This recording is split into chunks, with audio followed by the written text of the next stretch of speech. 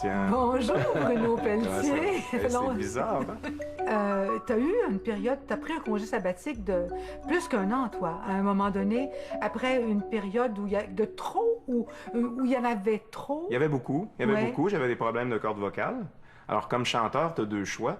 Moi, j'ai eu des problèmes de cordes vocales deux fois dans ma carrière de chanteur, ce qui n'est pas inhabituel pour des chanteurs qui se servent de leur voix comme un guitariste ou un pianiste. Ses mains sont doigtées, ses exercices. Moi, j'ai toujours vu ma voix comme un instrument à développer. Donc, lorsqu'on va dans l'excès ou dans entre guillemets, la surabondance de spectacles et qu'on chante malgré parfois qu'on est dans des conditions qui sont pas bonnes. Exemple, on est malade, tout ça, puis on décide d'aller sur scène quand même, on se blesse, on chante là-dessus, on continue. Et là, c'est la ronde des médecins, puis de la cortisone, puis du truc. À un moment donné, forcément, tu te blesses. Ça devient trop, c'est l'excès. Et j'ai eu à passer dans ça deux fois. La première fois, c'était par nécessité, au début des années 90, parce que fallait que je gagne ma vie, puis que j'avais un petit garçon qui venait de naître, puis qu'il fallait payer le loyer. Donc, j'ai chanté quand même, malgré tout que j'étais blessé. Et là, je me suis encore plus brisé, entre guillemets, les cordes vocales. Et 10 ans plus tard, dans la foulée de Notre-Dame de Paris, où là, j'avais eu mon album Miserere, Notre-Dame de Paris, les tournées entre le Québec et la France, de l'excès. Mais ça a été aussi, je pense, peut-être une rencontre avec soi-même ou une confrontation avec soi-même, plus que de réparer puis de reposer ses cordes vocales. Oui. Ça a correspondu aussi à un moment dans ton parcours, après, j'imagine, une des périodes d'intensité les plus fortes que tu as jamais rencontrées. Tout à fait. De succès énorme, de solitude, je suppose aussi. Moi, je trouve qu'on aspire à ce métier-là sans du tout savoir ce que ça veut dire. C'est-à-dire, on aspire à une forme de reconnaissance. J'hésite avec le mot succès parce que le succès, c'est une chose, la reconnaissance, c'est autre chose. Alors moi, je pense que j'aspirais très, très fort à une forme de reconnaissance, de faire mon métier, puis d'avoir une reconnaissance, entre autres des pairs, de ceux qui font ce métier-là avec toi. Et avec ça vient le succès. Mais là, le succès, on mesure pas ce que c'est. On sait pas ce que c'est exactement. On plonge là-dedans assez naïvement. D'ailleurs, tout mon parcours, je l'ai fait d'une façon assez naïve parce que je trouve que c'est le seul vrai moteur qui permet de pas être calculateur dans ce métier-là. Quand tu es naïf puis que tu fonces dans le tas juste parce que tu as du courage, tu as peur, mais tu as le courage d'y aller quand même, tu fonces et là, il arrive des choses. Donc, quand... entre guillemets, lorsque les étapes ont été franchies une par une, puis là, il y a eu Miserere qui a été un énorme succès au Québec, et dans la foulée, tout de suite après, il y a eu Notre-Dame de Paris. J'ai été confronté, effectivement, en équipe, ceci étant dit, ce qui aide un peu, mais quand même, à ce que ça veut dire le succès à haute échelle. Et je me suis rendu compte que c'était pas quelque chose avec lequel, moi, j'étais très confortable. Et c'est pour ça que parfois, j'ai tendance à penser que je me suis un peu saboté. Dans la foulée de Notre-Dame de Paris, après, j'ai continué j'ai fait 2 albums en Europe, mais j'exigeais de revenir chez nous, au Québec, à chaque 2 semaines. Et je veux pas dire que je prétextais que j'étais un papa et que je devais revenir, mais quand même, je me servais beaucoup de ça pour dire... Moi, il faut que je retourne chez moi parce que je veux voir mon fils, et ce qui était vrai. J'ai une carrière chez moi aussi que je veux pas laisser tomber. Et au fil des années, je me suis rendu compte, parce que sur le moment, on ne sait pas trop pourquoi, on prend ces décisions-là, on suit son instinct. Aujourd'hui, avec plusieurs années de recul, je me rends compte que je pense que je voulais peut-être pas poursuivre l'aventure phénoménale qui était Notre-Dame de Paris.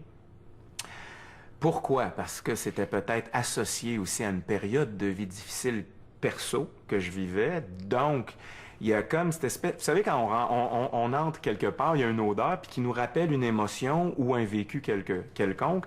C'est comme si cette période-là que je vivais en même temps que je vivais quelque chose de personnel de très difficile, ça m'a comme fait peur à un moment donné. Puis j'ai fait comme, ah, c'est ça le succès. J'ai pas le goût de plonger là-dedans 365 jours par année. Donc, j'ai comme eu des exigences, j'ai fait des choix, j'ai pris des décisions, ce qui a fait que peut-être j'ai pas eu une carrière européenne comme d'autres de mes compatriotes en ont, et qui qui a fait qu'aujourd'hui, je regarde ça avec le recul, je sais que j'ai fait les bons choix, je n'ai absolument aucun regret. Aujourd'hui, probablement que je vivrais ça vraiment autrement. Mais ce que je vois dans ce que tu disais, c'est quand même le besoin d'avoir regardé, analysé, questionné, digéré et nommé cette expérience-là. Oui. Donc, qui a dû être extrêmement confrontante pour toi. Tout à fait. D'avoir cette possibilité-là, d'avoir peut-être voulu vraiment l'apprendre, puis en même temps que quelque chose en toi a résisté, Oui. puis de toujours aussi être tout le temps positionné par les autres à partir de ça aussi. Oui, oui. Parce que tu es confronté aussi à la comparaison. Oui, c'est ça. Pourquoi tu fais ces choix-là, puis pourquoi toi, ça marche pas autant qu'un tel, puis tu devrais avoir tel, parce que combien de fois je me suis fait dire, tu devrais avoir une carrière autant qu'un tel ou une telle ou en Europe, puis moi, j'ai aucune amertume, mais surtout aucune envie. Ça, c'est très important. Mes collègues qui réussissent, je suis pas envieux, je suis admiratif. Mais ça, c'est formidable parce que j'ai reçu une forme de reconnaissance qui m'a suffi, qui me nourrit beaucoup. Alors, je suis pas envieux envers mes collègues qui font des carrières internationales. Et moi, de temps en temps, je mets le gros orteil, entre guillemets. J'y vais. On m'appelle de temps en temps pour aller faire une télé de temps en temps en France ou aller faire un projet ou quelque chose. Et ça, je trouve ça super. Mais j'ai pas l'envie de d'autres artistes que je vois qui réussissent très, très fort en Europe. Je suis admiratif d'eux. Je trouve ça formidable pour eux parce que souvent, je les regarde patauger dans tout ça. Je me dis, mon Dieu, qu'ils l'ont plus que moi. Ça a été confrontant parce que c'est comme si tu as souhaité ça toute ta vie. Puis quand tu es dedans, tu réalises que t'es pas vraiment... C'est pas là que tu es heureux. Moi, je suis heureux en arrière d'une console en studio. Je suis heureux avec une équipe de travail qui monte des plans pour une scénarisation de spectacle. Je suis heureux Je suis heureux peut-être plus dans l'ombre. Quel âge as-tu maintenant? 46. 46? Tu vois ça comment, cet âge-là, dans un parcours de vie d'artiste? Quand la quarantaine est arrivée, je me disais que j'étais comme... à la mi-chemin de ce métier-là, parce que ça fait déjà plus de 25 ans que je gagne ma vie en chantant. Quand la quarantaine est arrivée, je me suis dit, bon, comment j'ai fait ça jusqu'à maintenant, comment je veux continuer? Ben, j'ai 46 ans, puis je suis encore dans les mêmes réflexions. C'est-à-dire que, puis c'est pour ça que j'ai pris un peu, le dernier 5-6 ans a servi à la création de Dracula, comme producteur, comme artiste-interprète, comme directeur artistique, a servi aussi à aller faire un trip de jazz avec un trio de jazz. T'as eu besoin de te marginaliser Je ne sais pas si je suis marginalisé parce que si tu demandes aux gens qui écrivent dans les journaux plus à gauche ou eux autres, ils me trouveront jamais assez marginaux probablement. Je suis pas un excentrique non plus comme artiste. Je suis un gars bien ordinaire. Bruno, si on faisait le parcours, là, tu sais, vraiment chronologique, biographique, on va en étapes. Donc, ton enfance, ça se passe où? C'est quelle sorte d'enfance? Charlesbourg, banlieue de Québec, famille classe moyenne, la maman à la maison, le père qui travaille, une sœur, très heureux, petite vie de famille, bien smooth, bien cool. Puis l'appel de la musique s'est fait autour de 8-9 ans, où j'ai commencé à demander une batterie à mon père. Et de fil en aiguille, en fait, moi, j'étais un batteur. Je voulais jouer de la batterie, moi, dans la musique. Tant qu'à faire de la musique, je voulais jouer de la batterie. Mais de fil en aiguille, c'est le chant qui a pris Alors moi, j'ai jamais été un chanteur qui, depuis tout petit, rêvait d'être chanteur, puis d'être sur les grandes scènes du monde. J'ai jamais pensé comme ça tout le long de ma jeunesse.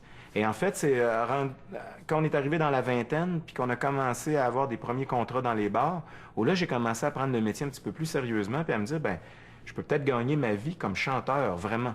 Et puis là, Plamondon, il arrive quand dans cette histoire-là? J'ai le temps de faire un premier album.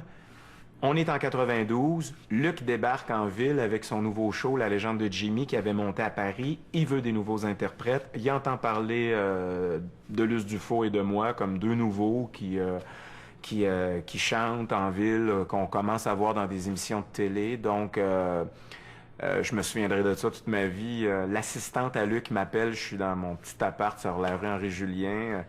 On m'appelle à 9 ou 10 heures le soir. Monsieur Plamondon veut vous voir demain matin avec Henri Barras, directeur de la Place des Arts. Il voudrait vous voir dans le salon chez Luc pour une audition. On vous envoie la chanson ce soir par un courrier, puis j'ai passé la nuit là-dessus. À quoi? À répéter ça? À répéter la chanson, à me dire... Ah, Luc Plamondon m'appelle. Quelle et puis, chanson c'était? C'était un moment, c'était Mourir comme lui. Chanson assez difficile. Et c'était au piano, piano-voix, dans le salon chez Luc. Un avant-midi, 11 heures du matin, et très informel comme ça. Juste Luc, Henri Barras, moi, puis la pianiste. Et j'étais dans un état de nervosité assez extrême, c'est sûr. Puis après ça, il y a un lien d'amitié qui s'est créé avec Luc, et le reste, on a fait ensemble Starmania. Je faisais toujours en parallèle. Je faisais un album, puis là, Luc m'appelait. Je monte Starmania à Paris, est-ce que ça t'intéresse? Ah oui. Alors là, je faisais un album, j'allais faire une comédie musicale.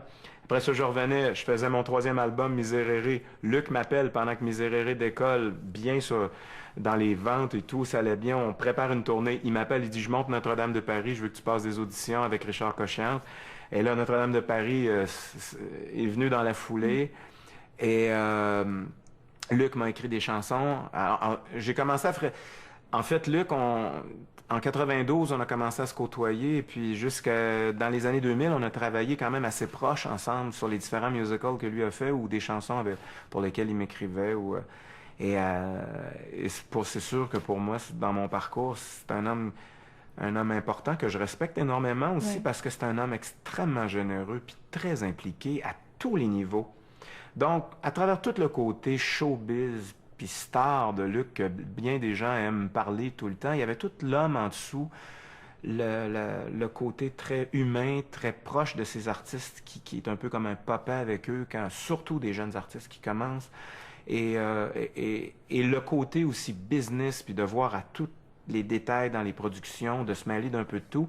Je dois dire que ça a fait un peu école pour moi quand ça a été le temps pour moi de monter mon Dracula. C'est pareil, parce que tu es j'ai vraiment fait la un même producteur. chose. Toi, tu es un producteur dans l'âme. Dans l'âme, non. Non, je pense que je suis devenu producteur, en fait coproducteur, par obligation. Ouais. Parce que Mais tu sais comment le faire, par contre. Oui, puis surtout, je trouve ça épouvantable quand je vois des artistes se faire avoir ou pas récolter ce qu'ils devraient récolter, alors que le train passe pas souvent dans ce métier-là. En plus que c'est de plus en plus difficile, on n'arrête pas de l'entendre parler, vendre des disques, faire des tournées, vendre des billets de spectacle. Le métier est devenu de plus en plus difficile. Si en plus, au moment où le train passe, l'artiste n'en bénéficie pas à sa juste valeur, je trouve ça épouvantable. Est-ce que tu as fait de l'argent? Fais-tu de l'argent? J'en ai fait beaucoup, particulièrement dans le temps de Notre-Dame de Paris. Bizarrement, pas tellement comme producteur, mais plus en tant qu'interprète dans Notre-Dame de Paris. Ça a été une manne formidable pour tous les artistes. Ça m'a permis de devenir producteur encore plus parce que là, j'avais des sous, je pouvais investir. J'ai investi aussi. J'ai monté une boîte de production pour essayer d'aider des artistes de la relève. J'ai perdu des sous là. J'ai perdu des sous sur ma propre carrière en investissant sur des projets qui ont moins bien marché ou qui marchent bien mais que tu n'arrives pas à faire les frais. Alors, j'ai gagné et j'ai perdu. Ça fait partie de la game. J'ai eu dans ma vie l'occasion de faire des sous au moment où c'était Notre-Dame de Paris. Je le cache pas, tous les artistes en ont fait pendant ce temps-là. Après, il y a ceux qui ont envie de s'acheter 3 bateaux, 2 maisons. Moi, j'étais un gars qui a un rythme de vie très, très... socialement, je suis plutôt prude face à l'argent, mais je m'en sers pour mes productions. Dans Notre-Dame de Paris, le temps des cathédrales, c'est toi qui la chantais. Oui. La chanson... Avec Belle, ça a été les deux gros hits. Oui, mais le temps des cathédrales, quand même, tu sais, c'était quand même beaucoup ça, là. Ça ouvrait le spectacle. Oui. Ça a été un hit énorme. On a vendu plus de 1,5 million de singles de cette chanson-là. As-tu aimé la chanter à chaque fois que tu l'as chantée? Non. Non, je vais être honnête, c'est impossible. Je pense que tous les artistes... Ce qui fait plaisir et ce qui motive à chanter encore ces chansons-là, c'est le public. Les gens, ils chantent avec toi, puis tu vois le bonheur. Maintenant, ça serait très malhonnête pour n'importe quel artiste qui chante une chanson plus de 1000 fois de dire qu'à tous les soirs, il est dans l'émotion extrême en la faisant. C'est très, très hypocrite de dire ça, parce qu'il y a des soirs, tu files pas, puis il y a des soirs, tu fais la note aussi, parce qu'il y a des grosses notes à aller chercher. Tu dis « Ah non, j'ai la voix dans le derrière, à ce soir, je serais pas capable. » Et là, des fois, tu t'en veux presque d'avoir cette chanson-là à chanter, mais tout change au moment où tu es avec le public et que là, eux chantent avec toi, t'aident ou t'applaudissent tellement après que là, ça vient tout repositionner la chose, c'est tout. Toi, tu as vraiment des fans, tu as un fan club, tu t'en sers, il est actif. Non, il n'y a peut-être pas une relation assez étroite, réelle et activée avec tes fans? Il y a quelque chose de fascinant qui s'est passé avec Dracula à Lyon. On est allé jouer à Lyon. Il y a 85 pays, des fans de 85 pays qui se sont rassemblés le même soir, qui s'étaient achetés des billets pour être ensemble le même soir et qui ont demandé pour une rencontre après le show. Avec toi, là, avec moi. des fans à toi, dans 85 pays? Oui. Tu as des fans dans 85 pays? Oui, mais j'en ai pas comme des milliers. J'en ai quelques-uns, mais ça vient tout de Notre-Dame, ça. Soyez conscients que c'est pas... c'est vraiment... C'est seul poste Notre-Dame qui a créé tout ça. Ça nous dépasse complètement. Entre autres, en Russie puis en Ukraine, c'est très, très fort.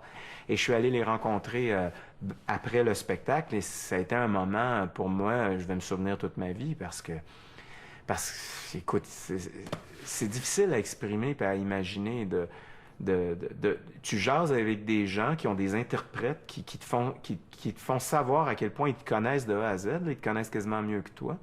T'as joué dans Omerta? Oui. Je pense pas que tu as joué beaucoup plus que ça. Non, j'ai joué sur scène après des rôles, mais j'aurais aimé jouer plus. D'ailleurs, j'aimerais encore jouer. Es-tu bon? Quand j'ai re-regardé Omerta dernièrement, je me suis trouvé pourri. À l'époque, le monde disait que c'était bien. Mais il y a aussi...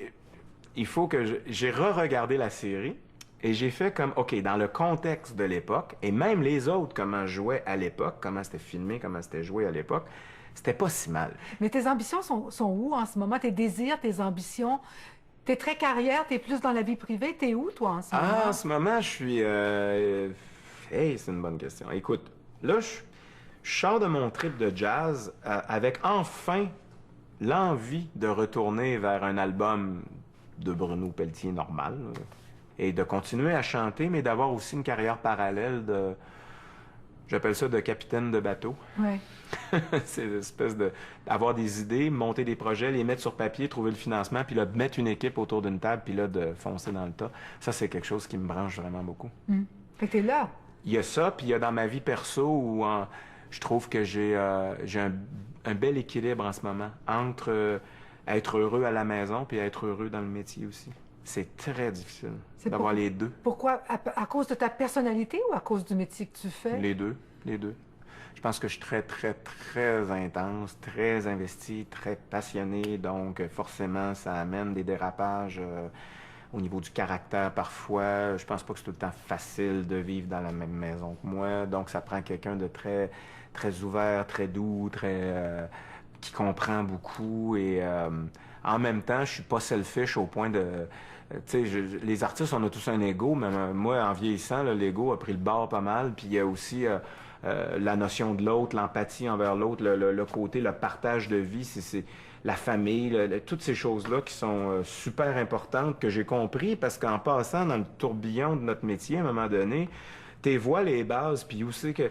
Alors, être heureux autant à la maison que dans le métier, c'est un tour de force incroyable. Merci Bruno. Merci beaucoup. Ma mère, ça n'a pas de bon sens. C'est fini? Oui. Bonne soirée. Salut.